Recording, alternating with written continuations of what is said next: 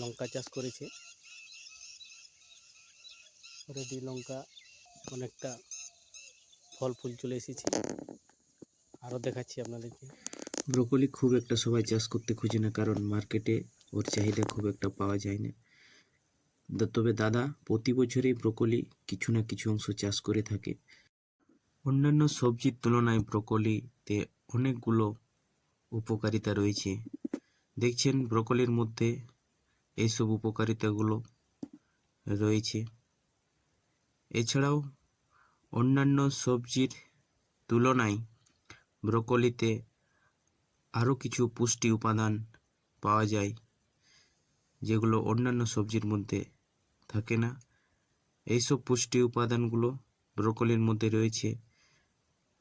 দেখছেন sodium, potassium, protein,